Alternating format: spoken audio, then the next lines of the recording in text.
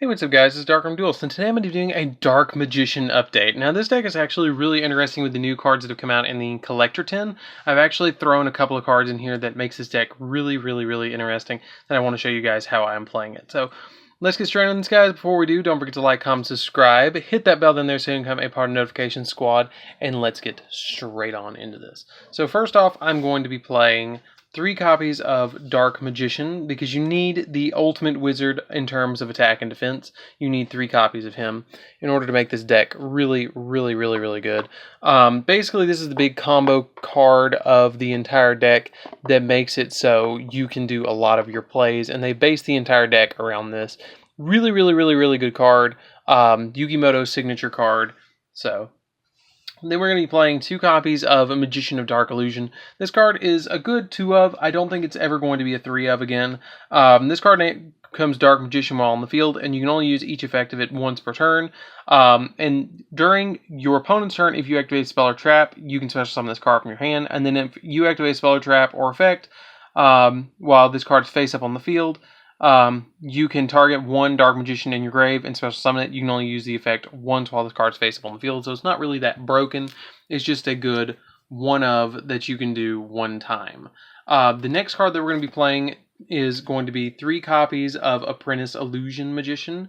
The Apprentice Illusion Magician is just a really good card because you can discard a card from your hand to special summon her to your side of the field, and then you get to search a Dark Magician, which is really good.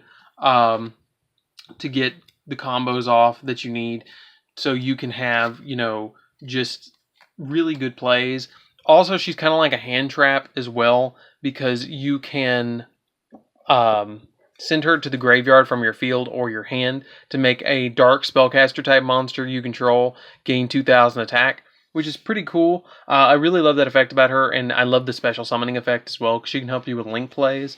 Then I played 2 copies of Mana Dragon.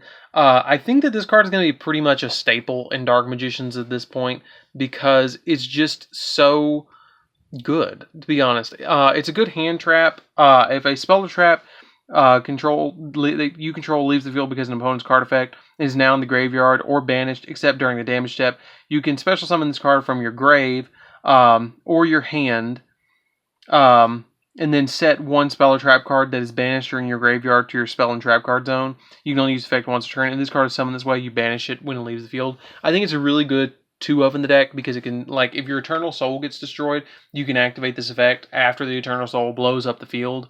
You can special summon this out to your field and then set the Eternal Soul, or set another spell or trap card that's very powerful and very beneficial to you. Then the next card that I'm playing 3 of is a tech card that I kind of want you guys to guess what it is. I'm going to lay it face down and I'm going to reveal it in a couple of seconds, but I will give you a hint. It's something new. It's something completely new that I don't think that you guys have seen on a Dark Magician deck yet. I don't know if you have or haven't, but I'm going to give you like 3 seconds to guess, and we're going to go in 3, 2, 1. Here we go. So it is going to be 3 copies of Keeper of Dragon Magic. The Keeper of Dragon Magic is a really good tech option for you guys for the Dark Magician deck profile, or the deck. If this card is normal or special summon, you get to discard a card, then add a polymerization or normal fusion spell from your deck to your hand. That's good and all, but you can reveal a fusion monster in your extra deck, and then special summon 1 monster that's listed as that material in face down defense position, which you can special summon your Dark Magician back from the grave just by revealing your Dragon Master Knight, or your Dark Magician the Dragon Knight. You can special summon back your Dark Magician. So it has a lot of utility in the deck, and I really like it for that ability. Just a really good card overall, and plus it's a 1800 beat stick, and I just think it's interesting to play in this deck.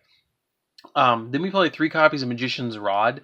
Magician's Rod, when it's normal summon, I love that glare right there. It looks great. And that just looks really good. Like, take a minute and just appreciate that. That's really good. The effect of Magician's Rod is when it's normal summoned, you can add 1 spell or trap card that specifically lists Dark Magician and text to your hand, and then during your opponent's turn, you can, if you activate a spell or trap effect and it's in your grave, you can contribute a spellcaster type monster, and then add this card back to your hand. So it's like the Stratos of the deck, essentially. And then we play 1 copy of Spellbook Magician of Prophecy, just to add our Spellbook of Knowledges and Secrets to our hand. But that's it for the monsters, guys. I hope you enjoy that. Let's get into the spell cards, but I really like the Keeper of Dragon Magic because it lets us play Polymerization in this deck. So let's get into the spell cards. So for the spell cards, we're going to be playing one copy of Monster Reborn. Monster Reborn is a really good card in this deck because it allows us to just bring back our Dark Magicians and anything we particularly need. I've actually taken Dark Magic Attack down to 1 because not so many people are playing Pendulum decks and not so many people are playing like back row decks. So we just played the 1 copy of Dark Magic Attack. Illusion Magic is another one that I just play as a 1 of. You tribute a spellcaster type monster and add 2 copies of Dark Magician from your deck and or grave to your hand. So that's a good 1 of. Then we play 1 copy of Dark Magician Inheritance. You can banish 2 spell cards from your graveyard to add a spell or trap card from your deck to your hand that specifically lists Dark Magician or Dark Magician Girl in its card text. Really good card, kind of like Magician's Rod in a way, but as a spell card, as a quick play spell. So it's a good 1 of. 2 copies of Spellbook of Secrets, just to add the Spellbook of Knowledge or the Blue Boy. Then we play 2 copies of Spellbook of Knowledge. This card's kind of like our draw power of the deck. You send to the grave either a spellcaster type monster or one of their spellbook card from your hand or from your field to the grave. And then it lets you draw 2 cards. Really like that ability. It lets you draw cards and dig into your deck a little bit deeper. And then for the Keeper Dragon Magic, I play 2 copies of Polymerization. I am so glad I get to play this artwork of Polymerization in this deck because it goes along with the Yugi theme of the deck. So just really, really interesting to be able to play that in here. It makes me feel like, it's so nostalgic to be able to play a Polymerization in a Dark Magician deck. And I love that artwork of Polymerization because it's the OG artwork that we got in the TV show compared to what we had in the actual starter deck, Joey and Yugi, when they actually printed Polymerization for the first time, and what they printed in the Legend of the Blue Eyes. So then we play 3 copies of Allure of Darkness. Allure of Darkness, just about everything in the deck is dark. I believe everything besides the Blue Boy is dark, so we can play Allure of Darkness very easily in this deck. And then I play 3 copies of the Dark Magic Circle. Dark Magic Circle is really good in the deck because it's kind of like Pot of Duality in a way, but better, because you get to look at the top 3 cards of your deck. Your opponent doesn't get to see them, and then you reveal a Dark Magician or a spell or trap that specifically lists Dark Magician among them and add it to your hand. And then every time a Dark Magician is special summoned to your side of the field, you get to banish a card on the field, but you can only do that once per turn. Really, really good card. Really love the Dark Magic Circle. I've had these since the Dark Illusion came out, so that's how long I've been playing this deck. It's been a little while since I've been playing Dark Magicians, but like I said, I really, really like that Keeper Dragon Magic in the deck because it lets us go into Dark Magician, Dragon Knight, and a tech card that I'll show you guys in the extra deck in just a minute, really easily. So that's it for the spells. Let's get into the traps. So, as you guys know, I always play Eradicator, Epidemic Virus whenever I can. So, Dark Magicians go above 2,500 in their Dark Monsters, so it's really easy to summon a 2,500 attack point monster and then, stop your opponent from all spell effects or trap effects, whichever one you're playing against. Altergeist, you usually go against traps. Gokis, you usually call spells, something like that.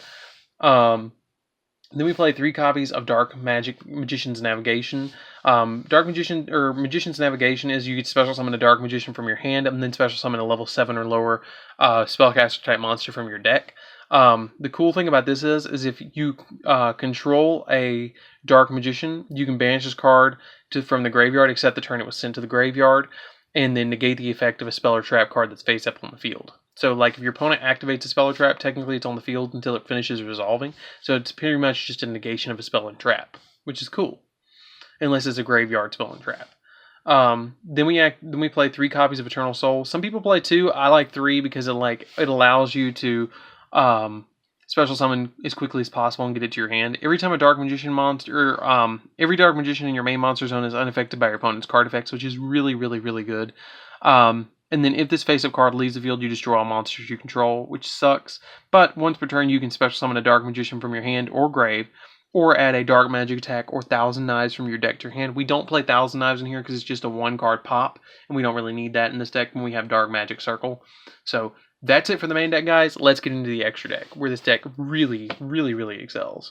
So first off, we're going to be playing 2 copies of Dark Magician the Dragon Knight. I actually don't play Amulet Dragon. If you want to play Amulet Dragon in place of one of these 2, go for it. But I just find that Dark Magician the Dragon Knight at 2 is much better. I love this card. I love the artwork of it. And it prevents your Eternal Soul from being destroyed. It makes it so your opponent cannot target your spell and trap card you control with card effects, and also they cannot be destroyed by card effects. So it's just really good unless they add like Harpy's Feather Duster. Oh wait, they don't. So you can't do anything to them. The next card is a tech card that I'm playing that I kind of want you guys to guess as well. Just comment down below, tell me what you think it is. The extra deck, put extra deck for this one and put main deck for the other one, and tell me what you guys think it is. But comment down below and tell me what you think it is, and I'll reveal it in 3, 2, 1. I love when I play this game because you guys you guys come up with the darndest things for like stuff that I play. So since the entire deck is pretty much dark and we have polymerization, I'm playing Starving Venom Fusion Dragon in the extra deck because it just requires 2 dark monsters on the field except for tokens, which is not that big of a deal in this deck because you're not going to have that many tokens on the field. And it's just a really overpowering monster that can really stop your opponent right in their tracks.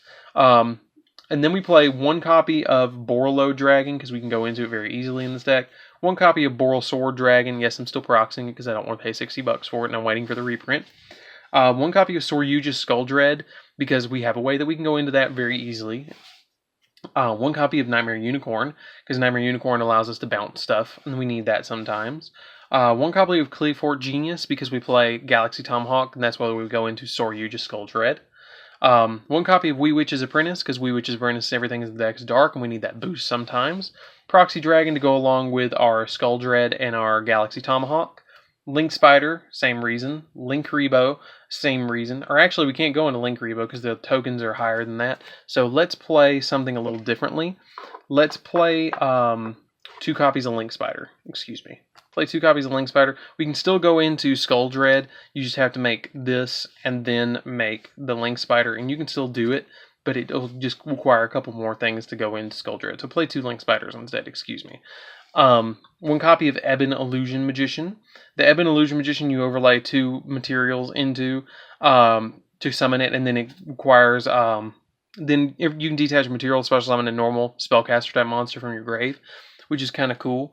And then we play 1 copy of Ebon High Magician. I play it because I've got the mat, and you kind of it's good in situations because it lets you detach a material and activate traps or quick play spells from your hand by detaching a material on your opponent's turn. And then I play Galaxy Tomahawk just for the overwhelming like special summons that this deck can do at that point.